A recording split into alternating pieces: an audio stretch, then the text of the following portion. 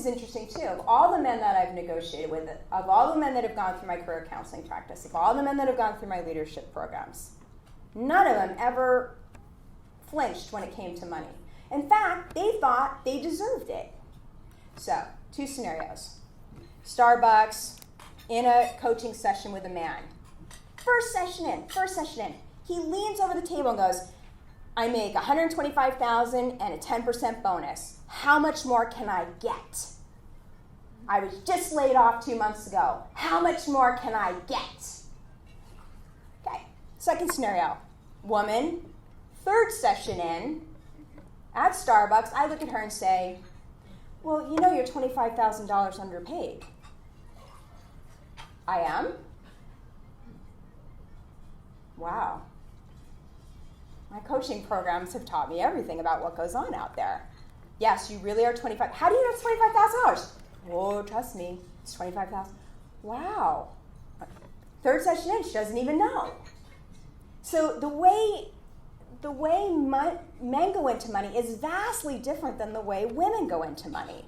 All I'm saying is, why is that? What's really going on? So here's your new approach. When you leave here today, the first thing you want to do is get online, get somewhere, or call me and say, my salary is X, I'm getting paid this. Am I paid right? I'm not fooling. Take my card, call me. I know what the market allows. I know what titles are, I know what bands are. I've been around the block, I've done this 15 years. What do you make and are you being paid fairly? First question when you walk out of here. Second thing is understand where you fit in the market. You know, are you at a company that pays really, really well, or are you at a company that maybe doesn't pay as well? You know, where do you fit in there? Where do you fit in the range? Where do you fit in the market itself? If you can muster up the guts to go in and ask for more money, be ready for them to say no. Be ready for them to say no 3 times. And you're going to have 3 reasons why they should pay you more. And it's not about walking out the door and getting the money. It's just about you having the conversation and not throwing up.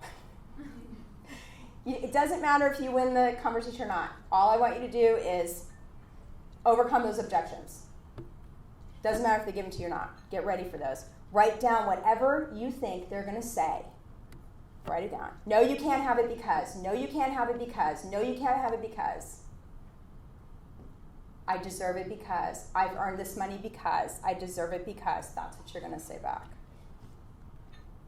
You want to use very definite language when you're negotiating. You want to be really comfortable. If they say no, no, pause. Don't say anything. You want to get comfortable with that silence. You want to know whatever your bottom line number is. You're not going to necessarily leave the company. You just want to know, where do you stand in this whole thing called a negotiation. So, in summary, when you leave here today, when you're driving out of the parking lot, I just want you to stop and think about your thoughts around money in general. What's up? What's going on up here? Just think about it. And then think about if you want to keep those thoughts or not. If they're empowering, if they make you feel good, or if they make you feel bad, whatever the thought is, you're having a reaction to it, what is that? Do you want to keep it? And the third thing I want you to think about is, how can you make friends with your finances? How can you get to the place where money is just this thing that doesn't even really belong to you? It's just this thing, right? It flows from here, it goes in your wallet, and you're going to pay the bill, or pay the cleaning woman, or the kids' soccer shoes. It's just this thing that just flows. Make friends with the money. Make friends with your mind, above all. Thank you for your time today.